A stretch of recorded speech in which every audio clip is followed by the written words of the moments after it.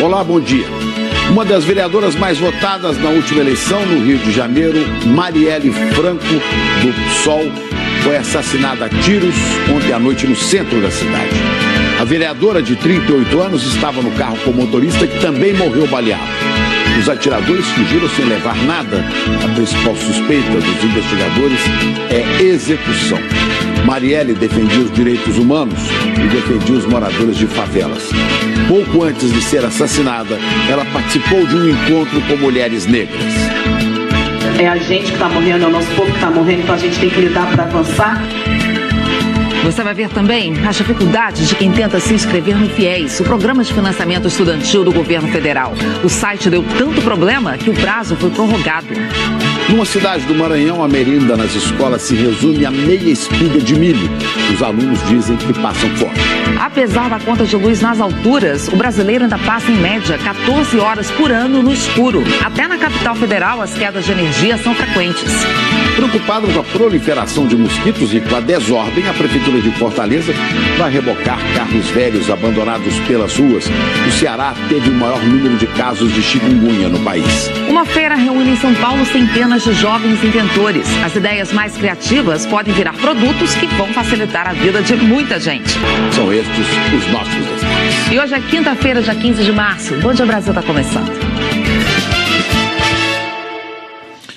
Infelizmente, a gente começa a edição de hoje do Bom Dia Brasil falando do assassinato brutal da vereadora do PSOL do Rio de Janeiro, Marielle Franco. Assassinato brutal é a palavra, né? O carro onde ela estava ontem foi atingido por 9 tiros e a vereadora morreu na hora. O motorista dela também foi baleado e morreu, e a polícia suspeita que o crime tenha sido uma execução. Horas antes de ser assassinada, a vereadora Marielle Franco, do PSOL, participou desse evento, um encontro com mulheres negras que foi registrado pelo celular e postado nas redes sociais. A gente tem diferenças, mas é a gente que está morrendo, é o nosso povo que está morrendo, então a gente tem que lidar para avançar. A vereadora voltava de carro com o motorista dela e uma assessora. Marielle estava no banco de trás e a assessora na frente, ao lado do motorista. Eles foram cercados por bandidos em outro carro por volta das 9h30 da noite, no bairro do Estácio, região central do Rio. Os criminosos atiraram várias vezes e fugiram sem levar nada. Perto do carro, a polícia encontrou 9 cápsulas de bala.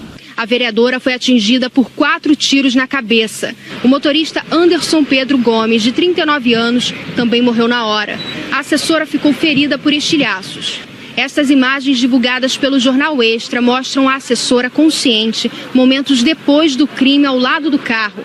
Ela recebeu atendimento no Hospital Souza Aguiar, no centro, e foi liberada. A principal linha de investigação da Polícia Civil é a de execução. A assessora que sobreviveu ao ataque passou a madrugada prestando depoimento aqui na Delegacia de Homicídios. Ela é a principal testemunha do crime. O deputado estadual Marcelo Freixo, também do PSOL, esteve no local do crime. Essas características são muito nítidas de execução, mas a gente quer isso de qualquer maneira apurado o mais rápido possível. Não é por cada um de nós, é pelo Rio de Janeiro. Isso é completamente inadmissível. Uma pessoa cheia de vida, cheia de gás, uma pessoa fundamental para o Rio de Janeiro, brutalmente assassinada, enfim. Os investigadores buscam imagens de câmeras de segurança que possam ajudar a esclarecer o crime. O secretário de Segurança do Rio, Richard Nunes, divulgou uma nota em que diz que determinou à Divisão de Homicídios ampla investigação sobre os assassinatos. O ministro da Segurança, Raul Jungmann, afirmou em nota que conversou com o interventor federal no estado, o general Braga Neto, e disse que colocou a Polícia Federal à disposição para esclarecer o crime. O caso exige transparência de toda a atividade de investigação. É isso que a sociedade vai exigir, é isso que o interventor e sua equipe vão ter que entregar. O antropólogo e cientista político Luiz Eduardo Soares lembrou que Marielle Franco passou essa semana denunciando o que chamou de violações praticadas pela PM em Acari e disse que lutava junto com ela nessa militância. A cantora Tereza Cristina postou que estava de luto e que era difícil pensar em alguma coisa nesse momento de dor. Já o cantor Caetano Veloso fez sua homenagem em forma de música.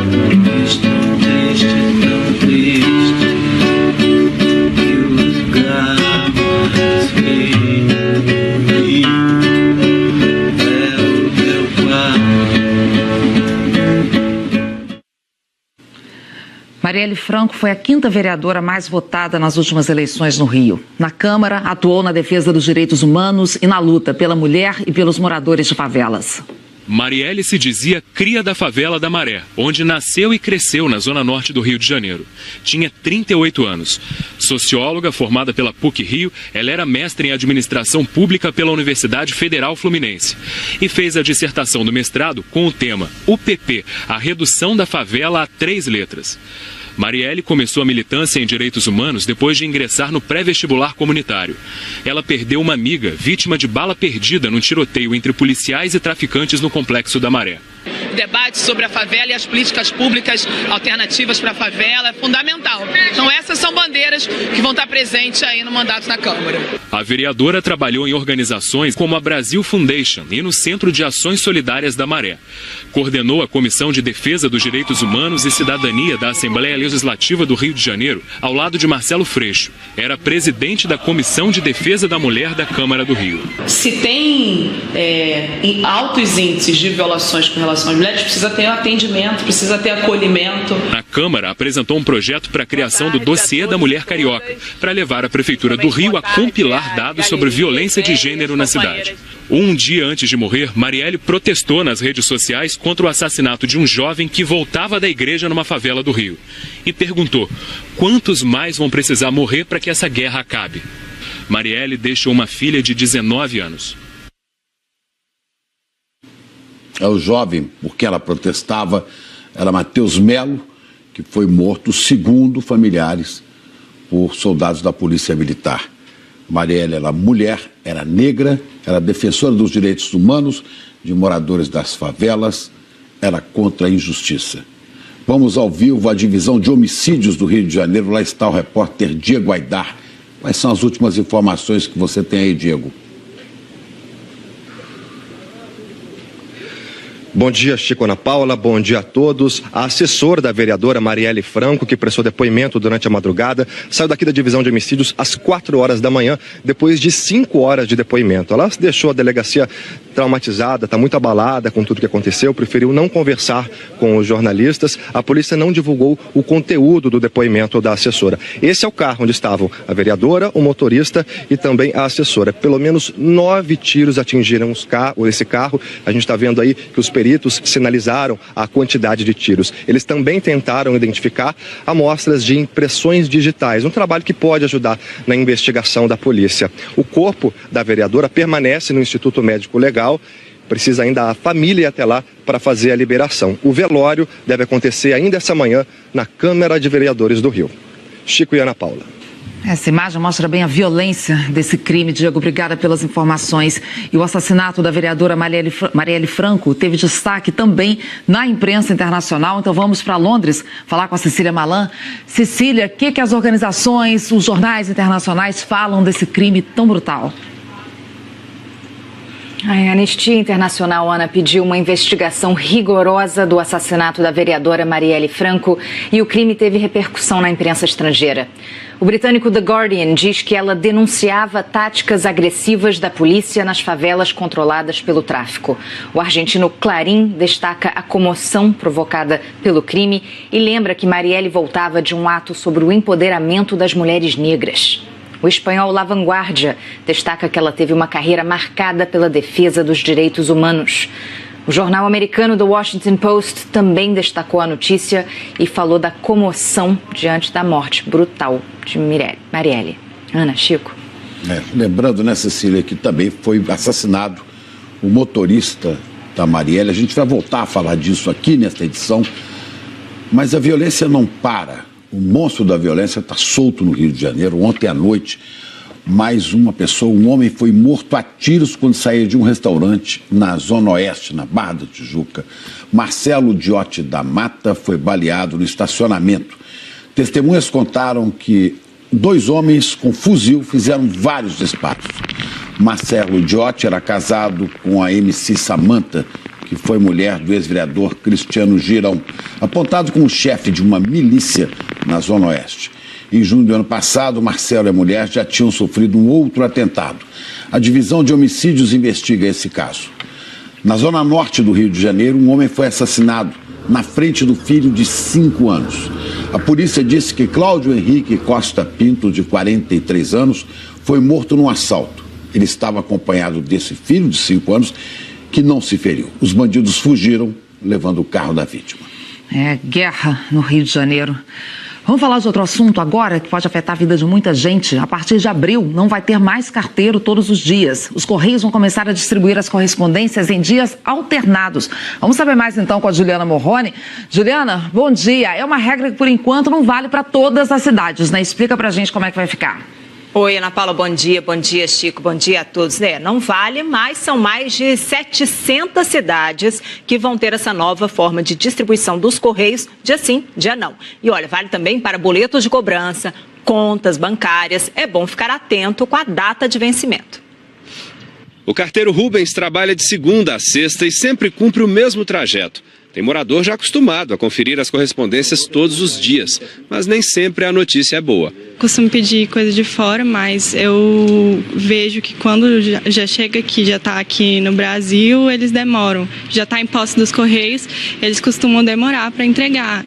E o que já estava ruim para muita gente pode ficar ainda pior. Os Correios anunciaram que a rotina de entrega de cartas comuns vai mudar em boa parte do país. Não vai ser mais diária. A distribuição de correspondências agora vai ser em dias alternados em 740 cidades do país. As pessoas precisam ficar atentas a essa mudança porque ela também vale para os boletos de cobrança. As contas podem demorar mais a chegar. A novidade já começou a ser testada em municípios do Rio Grande do Sul e Paraná.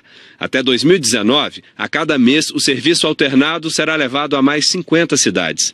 Com certeza o serviço fica comprometido, né? Antes, todos os dias eram entregues 31 milhões de correspondências. Agora vão ser bem menos, 20 milhões por dia. Os Correios dizem que o novo esquema é mais uma necessidade de adequação dentro de uma reestruturação que começou há 2 anos. No passado, não muito distante, a atividade postal conseguia pagar todos os custos dos Correios. Hoje, com a queda do volume postal, não consegue mais pagar os custos dos Correios. Nós temos que ir atrás de alternativas e diminuir custos naquilo que é atividade postal. A mudança no serviço não atinge os telegramas, malotes e as encomendas expressas ou econômicas, como o SEDEX e o PAC. Estas continuam com os mesmos prazos de entrega de antes. No ano passado, segundo o presidente dos Correios, a queda no número de correspondências entregues passou de 12%. Agora os moradores devem ficar ligados aí com a chegada dessas cartas dos boletos de cobrança, né, Ana Chico? Vamos aguardar então. Obrigado, Juliana. E hoje acaba o prazo para as inscrições no FIES, o Programa de Financiamento Estudantil do Governo Federal, para estudantes que têm renda familiar de até 3 salários mínimos por pessoa. O problema é que muitos estudantes dizem que não conseguem, que estão com dificuldades para concluir o processo. No site do programa, Rodrigo Bocardi, bom dia. Oi, Chico, um bom dia a todos, viu? Do lado das faculdades também tem reclamação. Muitas dizem que não estão recebendo as informações sobre as inscrições dos estudantes e, por isso, não conseguem concluir o processo para o financiamento.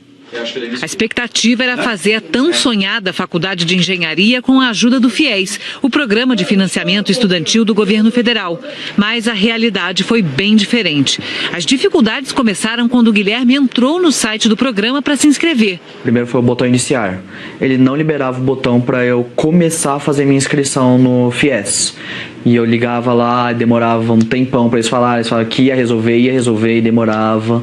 Até que quando liberou foi já bem de noite e eu comecei a fazer a inscrição e não liberava para eu escolher meu curso. O Guilherme levou 2 dias para fazer a inscrição no programa por causa da lentidão e de erros no site.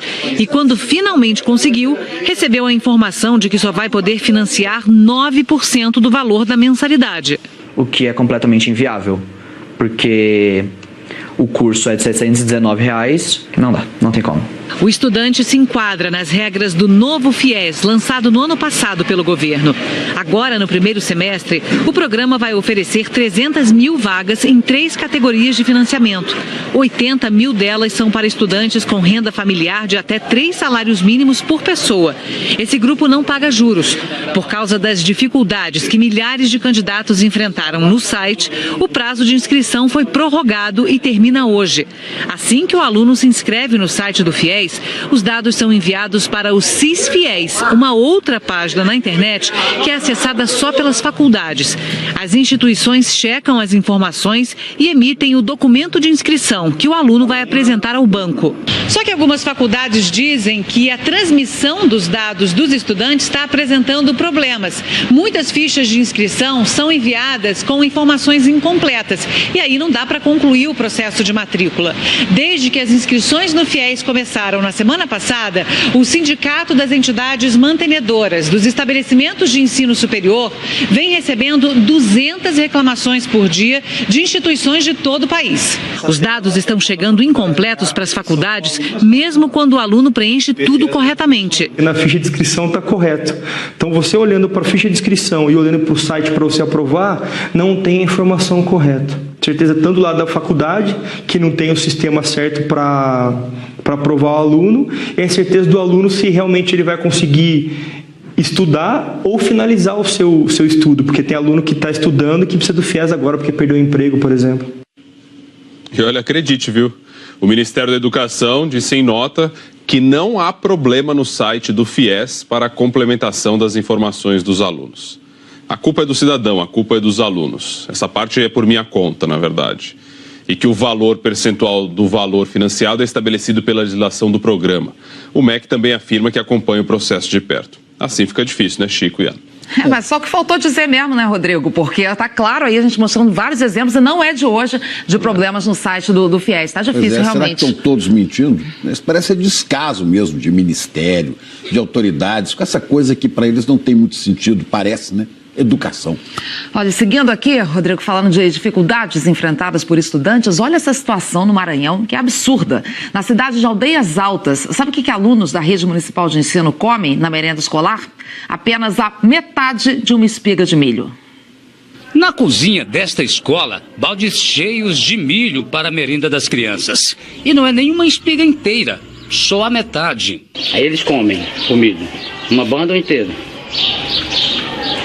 É uma porta e dá para dois. Fomos convidados a deixar o local depois que a diretora soube do que se tratava a reportagem. Do lado de fora da escola, as crianças disseram que o milho é servido sem nenhum acompanhamento. Quando é o milho, é só o milho. Não tem outra coisa. Não. É só o milho. Segundo dados do IBGE, Aldeias Altas tem 63 escolas municipais e 5.700 alunos matriculados no ensino fundamental.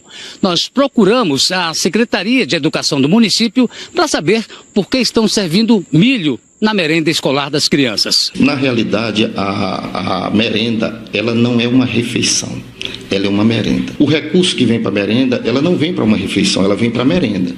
Agora, o que o município faz? Procura melhorar, buscando algo saudável. O que eu digo de saudável? O milho é uma merenda nutritiva, sabemos disso. Segundo o Ministério da Educação, em 2017 foram repassados R$ 1.212.742 para a merenda escolar. Este ano, a previsão é de R$ 739.138 para a alimentação das crianças das escolas de Aldeias Altas. A merenda precisa suprir, pelo menos, 20% das necessidades nutricionais de cada aluno. Para esta nutricionista, só com o milho isso é impossível. Na realidade, o milho ele é um ótimo alimento, porque ele tem proteína, tem carboidratos, lipídios, substâncias reguladoras como fibra, vitamina. Mas, em si, um único milho não vai suprir a necessidade nutricional de uma criança. O milho ele tem pouquíssima caloria. Então, o milho é até indicado para quem quer emagrecer, mas satisfazer a fome de uma criança de jeito nenhum. Os pais de alunos reclamam da merenda dada aos filhos nas escolas. Deveria ter arroz, carne, sopa, bolacha, biscoito, ter uma merenda mais especial para os alunos. E olha, esse secretário de Educação está completamente enganado. Merenda escolar é sim uma refeição e muitas vezes é a única do dia para muitas crianças pobres que vão para a escola e que dependem dessa refeição porque muitas vezes não tem casa. Eu queria só perguntar ao prefeito José Reis, prefeito lá dessa cidade de Aldeias Altas, do PP, Queria saber desse prefeito se no gabinete dele também, durante o dia, se come meio milho. Não é nem milho, né? Que Meio. jeito feio, senhor prefeito José Reis, de ter o seu nome citado em rede nacional de televisão. Isso não se faz com criança, isso não se faz com educação. Verdade. Vamos para Brasília agora, né? Vamos Falar a outra Brasília, história. vamos saber. O brasileiro ficou, em média, 14 horas sem luz no ano passado. Isso mesmo depois da conta de luz subir acima da inflação. O levantamento é da própria Agência Nacional de Energia Elétrica, que fiscaliza o setor energia mais cara e serviço nem sempre de primeira, né, Juliana?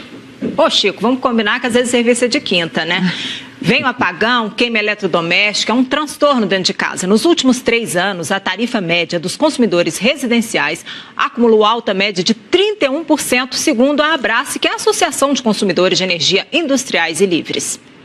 Bom dia! Calma, não é só a TV que está com problema, não. Foi exatamente assim, no escuro, que o brasileiro passou sabe quantas horas, em média, sem energia?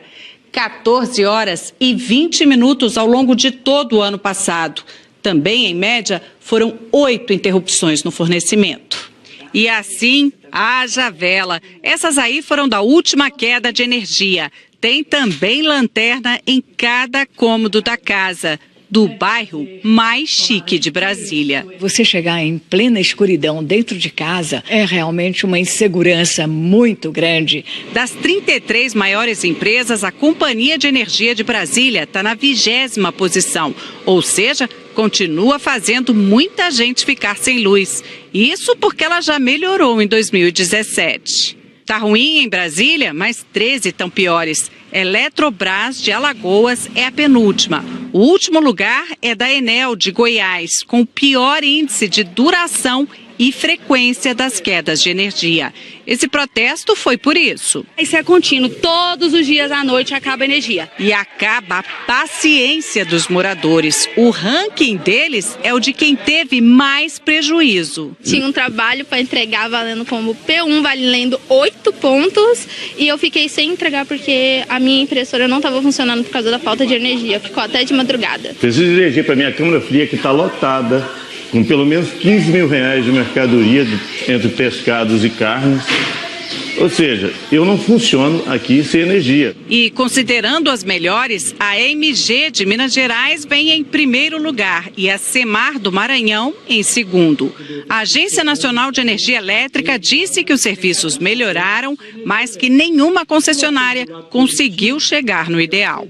Mas considera a punição suficiente. Segundo a ANEEL, quem não atinge a qualidade exigida pela agência não pode ajustar a tarifa como quer.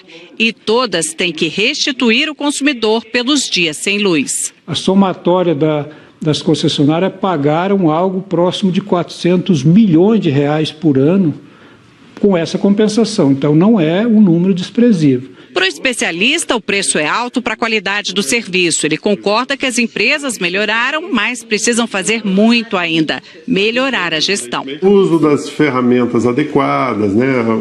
O tempo que a empresa leva para identificar que houve um problema, o tempo de acionamento das equipes, a distribuição dessas equipes pela área de concessão da distribuidora, isso vai ter um efeito importante também.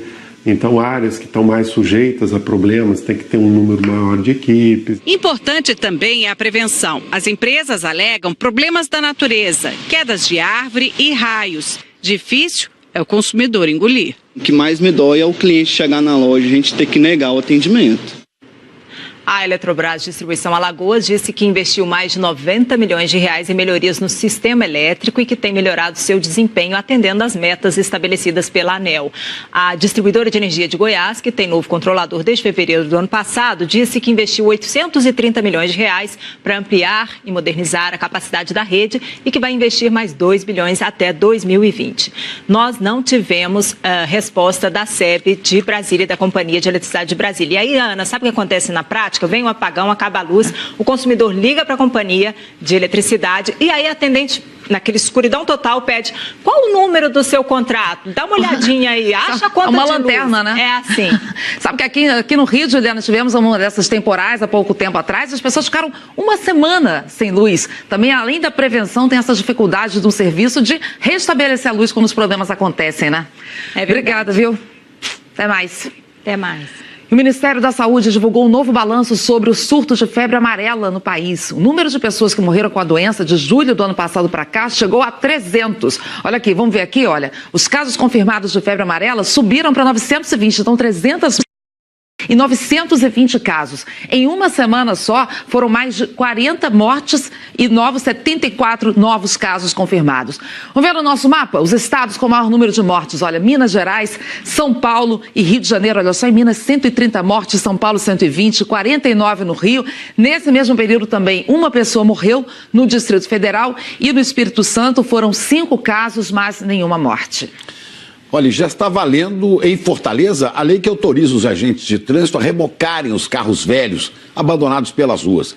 Uma das preocupações é com a proliferação de doenças que eles podem provocar. O carro do seu Nilson já era antigo. Depois de saber a despesa que teria para consertar o motor e uma batida, o agricultor desistiu do veículo e deixou ali mesmo, na rua. Está na frente da minha casa, não tem trânsito na rua, nem tem proibido estacionar. De acordo com uma lei municipal que passou a valer neste mês em Fortaleza, o carro do seu Nilson pode ser rebocado.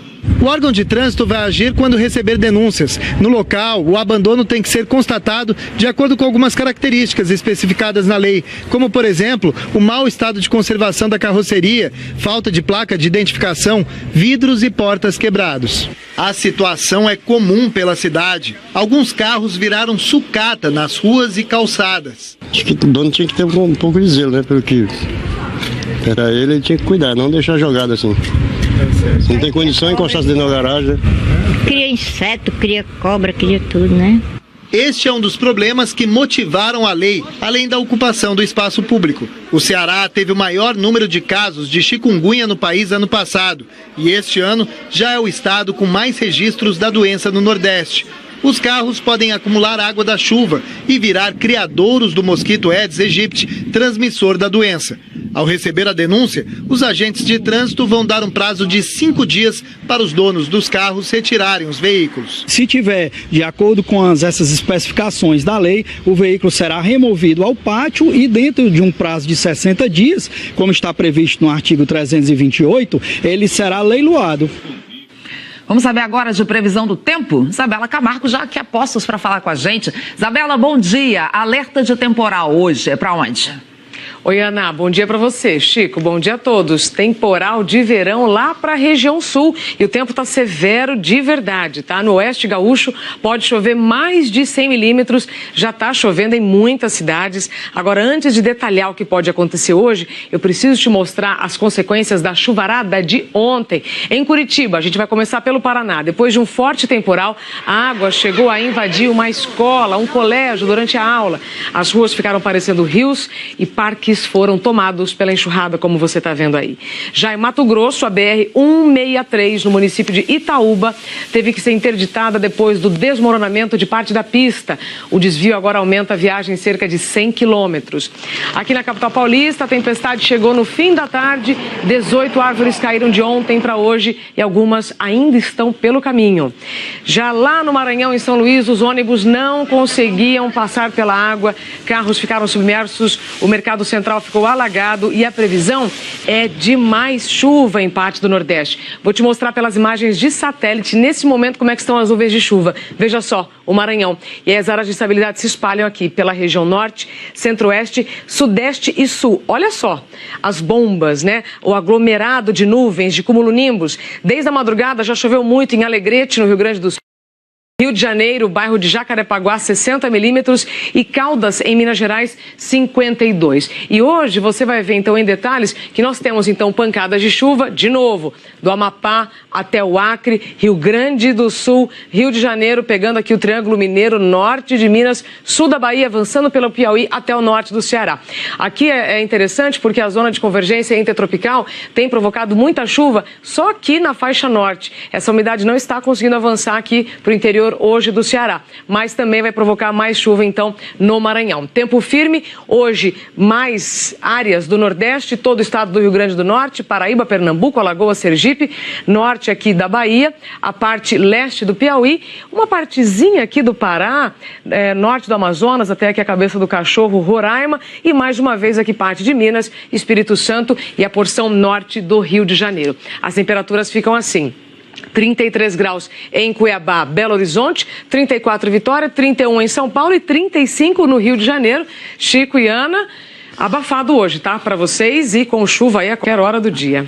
Deu uma chuva fortíssima aqui por volta de 1h30 da manhã, viu, Isabela? Agora, diz pra gente como é que vai ser a última sexta-feira do verão. Pergunta especialmente para você, né, Chico? Pois é. Olha, previsão de mais chuva entre São Paulo e Rio de Janeiro. Dá uma olhada aqui no mapa, então, com os acumulados para amanhã. Muita chuva, então, entre São Paulo, Rio, Minas, Mato Grosso, Amazonas, Pará. E no Rio Grande do Sul, a chuvarada de hoje vai dar lugar para o nevoeiro amanhã. Chico e Ana. Tá bom. Obrigado, Isabela. Até amanhã. Especial a entonação para o Chico, né? Olha só, eu volto já para falar dos aplicativos que ajudam a conseguir emprego sem precisar ir a vários processos de seleção. Nos Estados Unidos, estudantes fizeram passeata para pedir mais controle na venda de armas. Tem a proposta de mudanças também na Previdência Municipal, que terminou em violência na Câmara de Vereadores de São Paulo. A gente vai atualizar tudo para você, outras notícias da capital paulista, 8h02 agora. Estamos de volta com notícias de agora de manhã. Polícia Civil e Ministério Público estão fazendo uma operação contra fraudes no transporte público no Distrito Federal. Então vamos falar lá em Brasília com a Rita Yoshimine, que acompanha. Oi, Rita, bom dia. As investigações apontam para um desvio bilionário.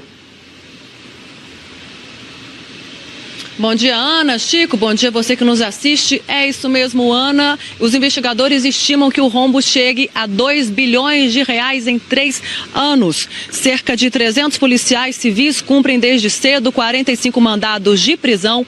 30 pessoas já foram presas. Entre os alvos estão servidores públicos, funcionários do Distrito Federal, responsável por fazer a fiscalização do transporte na capital federal. Ele já tinha sido preso, inclusive, no ano passado, numa outra operação, suspeito de receber propina para liberar ônibus da fiscalização. Segundo os investigadores, o grupo falsificava cartões de vale-transporte ligados a empresas de fachada e daí passava esses cartões nos equipamentos dos ônibus para ficar com o crédito. Portanto, daí, segundo a polícia, esse dinheiro era desviado do sistema de bilhetagem automática do DFTrans e dinheiro era dividido entre eles.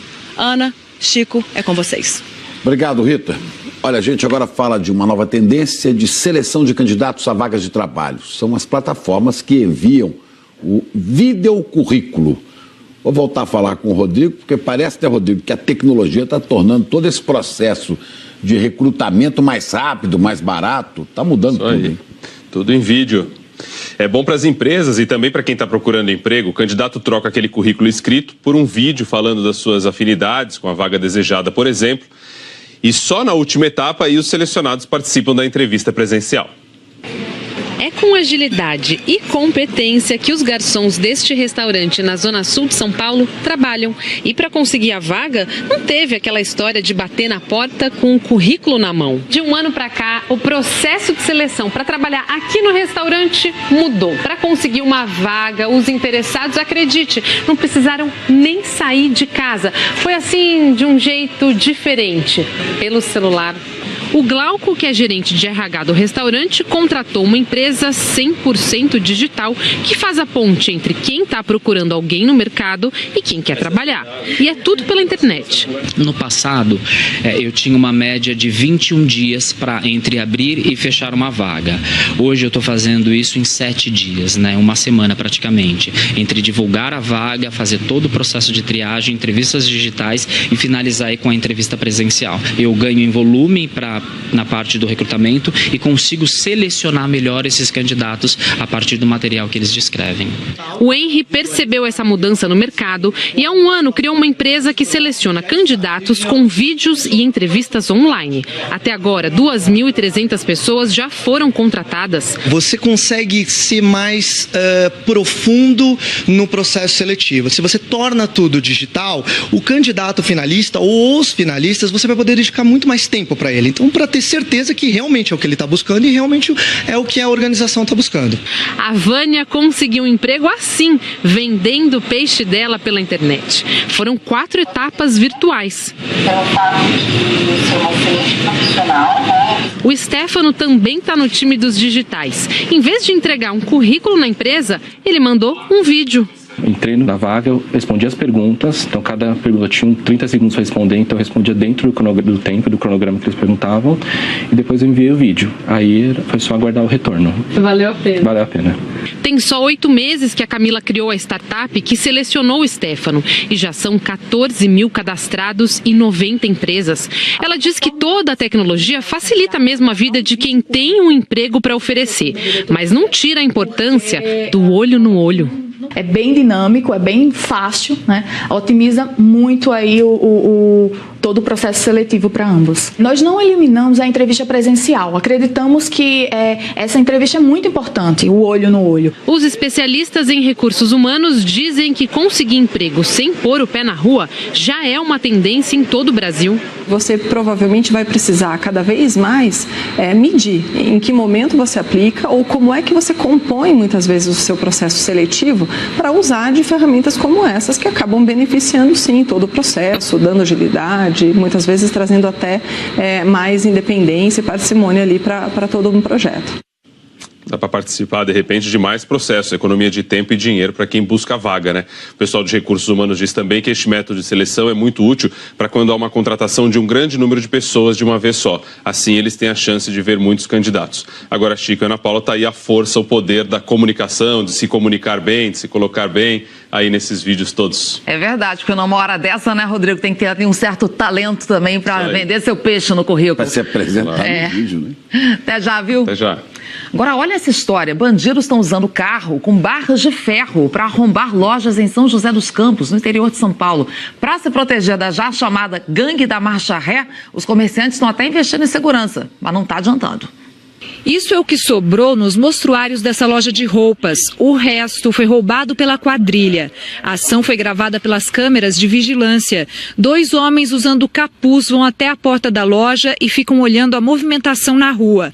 Em seguida, um deles pega uma barra de ferro e coloca contra a porta de aço. Um outro bandido que está no carro dá ré e arrebenta a porta.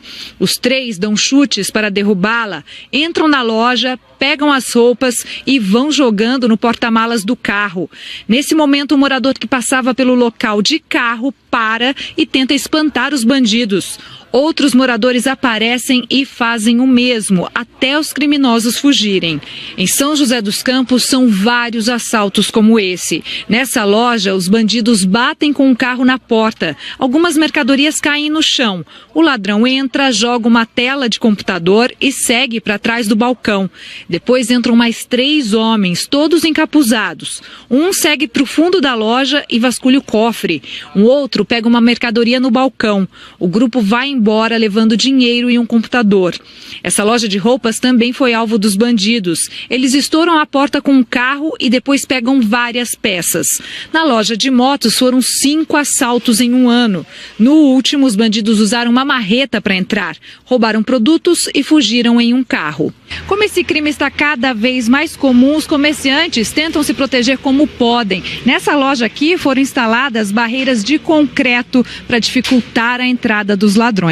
Tem as placas para proteger a porta também. É uma forma de diminuir o tempo de atuação deles, né? Porque a placa não tem como eles estourarem por baixo. O proprietário dessa loja investiu em segurança. São 16 câmeras, alarme por sensor e barras de concreto na entrada. E nem isso impediu furtos. Repare que a loja fica em frente a uma delegacia de polícia.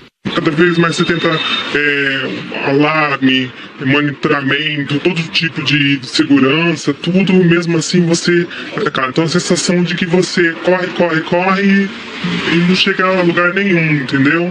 E cada vez mais a gente fica mais difícil de trabalhar. E olha quantos e quantos casos, né, que a gente mostrou aí só na reportagem. A gente vai atrás da Polícia Militar, que não quis gravar a entrevista, mas disse que faz operações constantes para combater o furto na cidade de São José dos Campos.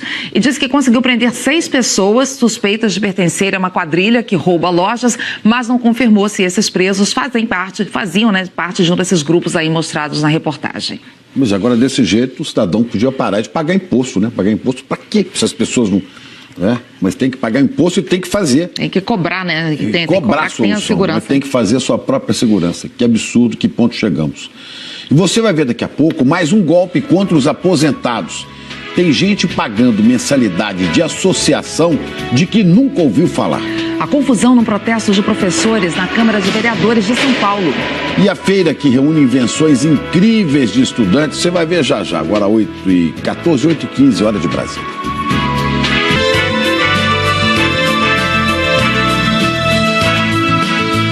Em São Paulo, um protesto de professores contra o projeto de reforma da Previdência dos servidores municipais terminou em confronto dentro e fora da Câmara dos Vereadores. Cenas lamentáveis, né, Rodrigo Bocardi? Educação, mais uma vez, educação. Foi. Professores, servidores da área da educação foram até a Câmara de Vereadores e aí depois um monte de gente, Guarda Civil Metropolitana, Polícia Militar, deu no que deu. Pelo menos 6 pessoas ficaram feridas. A multidão tentava entrar na Câmara de Vereadores de São Paulo. Os manifestantes derrubaram grades e tentaram quebrar a porta de vidro, mas não conseguiram invadir o prédio. Alguns jogaram pedras na polícia. Um grupo teve autorização para entrar.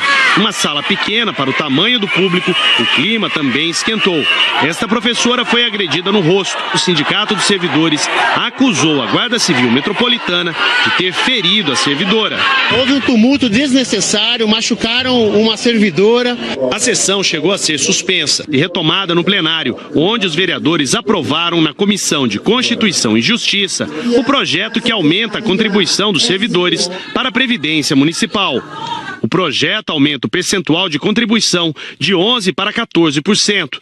Para os servidores que ganham mais de R$ 5.645, a contribuição chegará a 19%. O projeto foi aprovado pela Comissão de Constituição e Justiça. Agora segue para outras 3 comissões. Depois ele vai a plenário, onde precisará ser aprovado em 2 votações. Por causa do projeto, vários setores do funcionalismo municipal, inclusive os professores, estão em greve. A prefeitura diz que precisa estancar o déficit da Previdência do município. Só neste ano, o rombo deve aumentar em 5,8 bilhões de reais e não para de crescer. O prefeito João Dória, do PSDB, criticou a violência. Foi uma invasão, o que não justifica nenhum tipo de violência, nem de uma parte, nem da parte que invade, nem da parte que é invadida. A prefeitura, a figura do prefeito, não justifica e não ampara nenhum tipo de agressão. A Câmara Municipal declarou que vai apurar eventuais excessos das forças de segurança. Aquela professora servidora que a gente viu sangrando, ela teve o nariz. A Secretaria de Segurança Pública disse que houve necessidade de intervenção da Polícia Militar porque os manifestantes começaram um tumulto. Também afirmou que a PM atuou apenas do lado de fora do prédio. Agora a gente viu aí um desconto que vai para quase 20%. É a Previdência neste país, não só a federal, mas também como as municipais e estaduais, num beco sem saída, né, Chico e Ana? Desconto vai para quase 20% em cima de quem já ganha um salário. Porque não é lá essas coisas, o salário da educação. É isso, é o Brasil. Até já, viu, Rodrigo? Até já. A gente vai voltar agora para Brasília, porque a Associação dos Juízes Federais do Brasil repudiou a declaração do ministro da Secretaria de Governo, que pediu o impeachment de um ministro do Supremo Tribunal Federal. Reação que veio depois que o ministro Luiz Roberto Barroso retirou condenados de corrupção dos benefícios no indulto de Natal. A Juliana tem os detalhes. Juliana. Ana, de acordo com essa associação de juízes, a posição do ministro Marum reforça uma estratégia para constranger o Supremo e seus ministros de forma leviana, numa tentativa de obstruir a justiça e, segundo a associação, de enfraquecer o judiciário. O ministro Carlos Marum, do MDB, defendeu o impeachment do ministro Luiz Roberto Barroso, que quebrou o sigilo bancário do presidente Temer e excluiu criminosos de colarinho branco do decreto presidencial do indulto natalino. A Associação de Juízes afirma que não se pode admitir ataques à honra de magistrados como forma de intimidação. A Associação de Juízes defende também que a apuração dos crimes revelados pela Lava Jato continue de acordo com as leis e de forma independente. Mudando de assunto, aqui em São Paulo, a chuva forte de ontem provocou transtornos no aeroporto de Congonhas. Os passageiros reclamaram da falta de informação. Vamos ver como é que está a situação agora cedo por lá com a Ananda Apple. Ananda, bom dia. Bom dia, Rodrigo. Felizmente, agora a situação está ótima. O aeroporto ontem ficou fechado por 45 minutos, então estendeu o horário de funcionamento das 11 da noite até meia-noite e meia, e as pessoas ficaram prejudicadas porque houve cancelamento de voos, foram 10 ao todo, e também desvios para outros aeroportos, também 10. Entre 6 da manhã e 8 da manhã de hoje, 42 partidas e 5 atrasos, mas atrasos considerados normais até o momento, entre 10 minutos até meia hora. Então a situação agora não se vê mais nada do que havia ontem à noite. As últimas pessoas deste atraso embarcaram entre 6 e 6 e meia da manhã. Rodrigo. Ok, Ananda, muito obrigado pela atualização. Hoje é um dia de botar a casa em ordem no aeroporto. 8h23. Glória. Rodrigo, teve um acidente grave essa manhã aqui na Zona Sul. Temos imagens, inclusive, para mostrar para vocês. Dá uma olhadinha aí nas imagens. Vamos rodar aqui, ó. 2 ônibus, não é? Isso, nossa, 2 ônibus que bateram na região de Cidade Ademar, né? Um fretado e um de linha. Foi na Vereador João de Luca com a Juan de la Cruz. E a gente tem a Mariana Aldano, que tá no local do acidente. Vamos para lá? Trânsito liberado aí já, Mariana. Bom dia. Oi, Rodrigo, Glória, bom dia a todos. Era por volta de 5 horas da manhã quando os 2 ônibus, um fretado e o municipal, bateram aqui bem nesse cruzamento. Algumas testemunhas contaram pra gente que os semáforos estavam apagados, isso por causa da chuva, e que esse cenário, né, de semáforo apagado quando chove ou quando venta bastante é bem comum por aqui. 3 pessoas ficaram feridas e foram levadas para hospitais da região. O trânsito por aqui ficou bem complicado, mas às 7h30 da manhã a via aqui principal já foi liberada na Avenida Vereador José de Luca e agora o trânsito flui bem por aqui. Rodrigo e Glória. Ok, obrigado, Mariana Aldano. Vereador João de Luca, né? João de Luca, é isso aí. Aqui no Waze a gente vai mostrar para vocês então como é que tá o trânsito. Trânsito liberado, então a gente vê ali que já melhorou a situação. Agora aquele trânsito todo que estava retido ali atrás tá aqui na frente, né? A gente já vê aí um pouquinho mais adiante o trânsito complicado.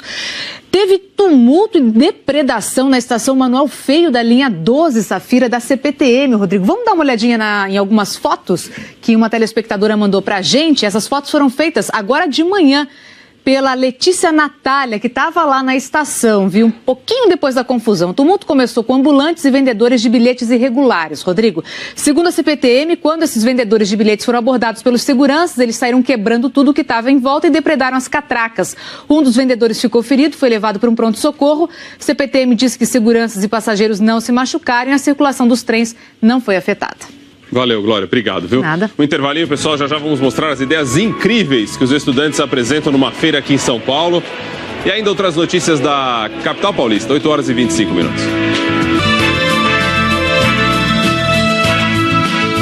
Estamos de volta agora para falar de inovação. Uma feira na USP, em São Paulo, reúne invenções de jovens estudantes de todo o país. E alguns desses projetos, Rodrigo, que estão em exposição, quem sabe, né? Em breve podem estar disponíveis aí para todos nós no futuro.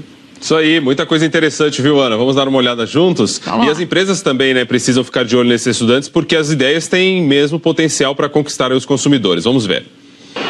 Que tanto assunto tem esses adolescentes? Bom, aqui a conversa é sobre bicicleta. Nada de novo, né? Até que a gente descobre que a bicicleta em questão é feita de bambu e converte a energia das pedaladas em eletricidade. Nós calculamos que em cerca de 30 segundos essa energia chega a um pico máximo de 1 ampere, que é basicamente o que as tomadas nos proporcionam ao carregamento de um celular qualquer. A ideia foi do Guilherme, de 14 anos, e foi selecionada para uma feira com mais de 300 projetos de estudantes do ensino fundamental ao médio de todo o país. O método método que a gente passa para eles, olha, como é que eu começo? Começa observando o mundo. Tem alguma coisa que te incomoda? Tem algum problema que ou você quer entender ou você quer resolver? Esse aqui é um talher que foi desenvolvido especialmente para as pessoas que sofrem com o mal de Parkinson. Dá para ver que o cabo dele é um pouco mais grosso e tem um barulhinho, você deve estar ouvindo aí em casa. Esse barulho é um motor que está aqui dentro. O que faz esse motor? Olha, antes de eu explicar, não é melhor nós fazermos uma vez juntos? Vamos lá. Então, segura a colher do mesmo jeito que você está segurando e faça pequenos movimentos circulares com o seu punho, tanto da direita para a esquerda quanto da esquerda para a direita. Não sei se você consegue notar que é uma força-peso contrária à força que você está fazendo no cabo da colher. E assim, a pessoa com Parkinson terá mais firmeza na hora de comer. As ideias ainda são protótipos, um primeiro modelo, mas podem virar um negócio. Essa dupla sonha com um dia em que o robô que eles projetaram possa ajudar os bombeiros em terremotos ou desabamentos. Ele foi desenhado para andar sobre os escombros e é equipado com câmera e sensores para ajudar na localização de vítimas. Desenvolvendo forte ele, em 5 anos, acho que já teria um ótimo projeto, até menos. Me fala o nome desse robô, tem nome? Bom, a gente chama ele de Asimov, mas para os íntimos pode chamar de Kleber também. E de onde que veio o Kleber? A gente só achou ele com cara de Kleber, na verdade. Klebinho. Klebinho. Mais de 700 jovens inventores participam dessa feira da Poli, USP, que termina hoje. Chico e Ana. Já quero um Kleber, adorei. E a gente volta daqui a pouco com as últimas informações sobre o assassinato da vereadora Marielle Franco, no Rio. E o protesto de estudantes americanos nos Estados Unidos pedindo mais controle na venda de armas. Agora, 8h34 de Brasília.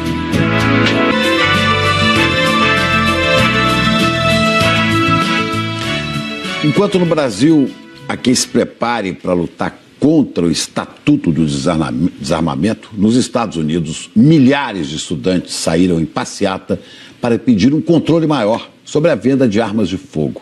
Esses protestos ganharam muita força depois do massacre na escola de Parkland, na Flórida, massacre que completou o mês. Esse relógio de uma escola na Carolina do Sul soou 17 vezes, em memória aos 17 jovens mortos na escola de Parkland um mês atrás. Estudantes de todo o país saíram das escolas para lembrar as vítimas do massacre e pedir restrições à venda de armas. O pátio da Marjorie Stoneman Douglas ficou lotado. Em Washington, teve protesto em frente à Casa Branca. Alexander, de 16 anos, diz que quer a proibição da venda de fuzis e a checagem de antecedentes para quem compra armas. Se todas essas mortes não convenceram o presidente a parar de receber doações da Associação Nacional do Rifle, nosso protesto vai convencer, diz a estudante. Em Boston, os estudantes saíram na neve para protestar. Em Nova York, o prefeito Bill de Blasio se juntou aos manifestantes e agradeceu a liderança deles. A jovem Ana acredita que as leis não podem ser tão rígidas que nem a morte de cidadãos provoque a ação dos políticos. Na Flórida, o atirador Nicholas Cruz voltou a se apresentar ao tribunal e ouviu as 34 acusações contra ele. 2 para cada vítima. O Congresso aprovou nesta quarta-feira o Plano de Segurança para as Escolas, que prevê investimentos de $500 milhões nos próximos 10 anos. Uma das propostas é que os professores estejam armados em sala de aula.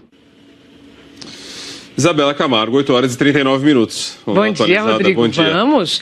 Choveu mais cedo, né? Agora o céu está bem mais aberto, temos até alguns espaços mais azuis. Com isso, a temperatura vai chegar hoje até os 31 graus e com a umidade que está na atmosfera, teremos as mesmas pancadas de chuva que tivemos ontem, tá? Estamos com as mesmas condições. Podem vir com raios e também com rajadas de vento. Isso vale para toda a região metropolitana. As imagens de satélite já estão aqui, ó, carregadas, tá? De áreas de instabilidade pertinho da gente.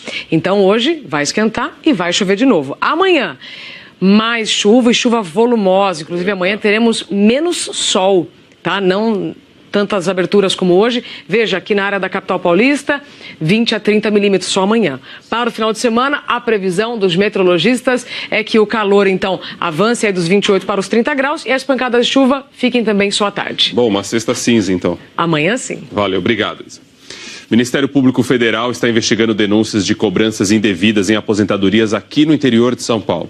Os aposentados estão descobrindo pagamentos para associações que eles nem sabiam que existiam. Foi o que aconteceu com a Maria Lúcia, que você vê nas imagens. O seu Jair paga contribuição mensal de R$ 30 para a Centrap, também sem ter pedido o serviço. A Centrap, Central Nacional dos Aposentados e Pensionistas, informou que vai devolver o dinheiro se confirmar a irregularidade. O INSS informou que quem não autorizou o desconto deve ir às unidades do INSS e pedir o cancelamento da cobrança. Olha a trabalheira aí, ó. 8:20 agora, Glória. Atualizando o transporte coletivo, Rodrigo, mostrando aqui, ó, transporte por trilhos, tudo tranquilo no metrô e na CPTM. Pode seguir seu caminho por aí. Agora mostrando algumas imagens para vocês, trazendo a nossa câmera da Radial Leste ao vivo, atualizando aí tudo tranquilo na região do Tatuapé. Bom, na boa, valeu, obrigado. Nada.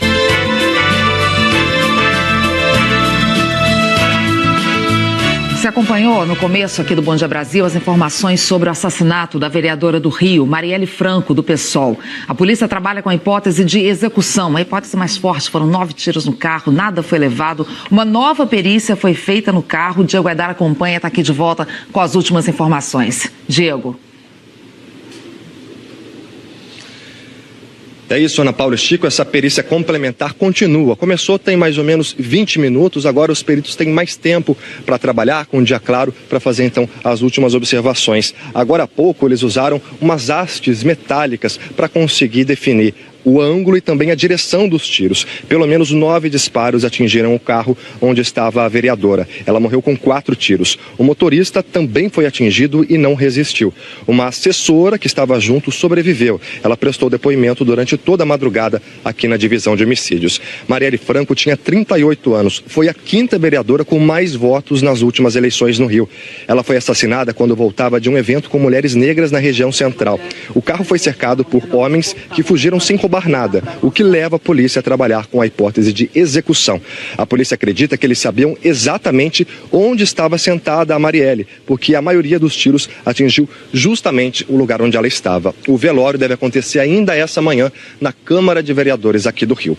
Chico e Ana Paula. Pois é, Diego, é a barbárie. Somos todos Marielle. É fundamental chegar a uma punição dos culpados, né? Tá certo, por hoje é só mesmo. Bom Dia Brasil terminando, semana quase acabando também. Amanhã estamos de volta, gente. Isso aí, olha, tem uma notícia aqui, depois de quase 2 meses fechados, os zoológicos, o Safari e Jardim Botânico, tudo na mesma região, eles vão reabrir daqui a pouco às 9 horas. Um macaco com febre amarela apareceu morto por ali. Agora a Secretaria de Saúde diz que o risco de transmissão da doença é baixo, mas os visitantes precisam estar vacinados, viu? Olha, uma boa quinta aí para todos, sei lá, que todos nós possamos aí, com esse sentimento generalizado de indignação, construir alguma coisa melhor. Até amanhã. Ainda sobre esse sentimento de indignação e cobrança sobre o assassinato da vereadora Marielle Franco, o PSOL, o partido dela, vai fazer um ato em memória de Marielle aqui em Brasília, daqui a pouco na Câmara dos Deputados. Boa quinta.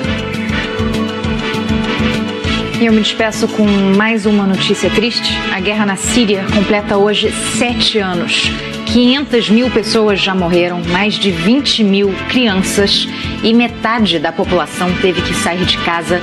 Quase 11 milhões de sírios. Muitos fugiram aqui para a Europa, mas nem sempre conseguem recomeçar a vida. São muitos traumas. Até amanhã, gente. São muitas guerras que a gente vem enfrentando, né? Olha, para vocês de casa, um ótimo dia. Outras notícias no Jornal Hoje, a qualquer momento. E amanhã a gente se vê aqui no Bom Dia Brasil. Bom dia para vocês. Olha, e Mossoró, no Rio Grande do Norte, está fazendo aniversário hoje. Mossoró, 5 anos antes da Lei Áurea, decretou o fim da escravidão. Mossoró, 6 anos antes da primeira mulher votar, uma mulher votou em Mossoró. E era árbitra, professora e árbitra de futebol. Veja só, é acreditar que é possível. Assim como a nossa vereadora Marielle Franco, né?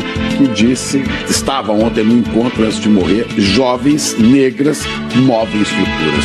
É possível mover estruturas. É querer. Até amanhã.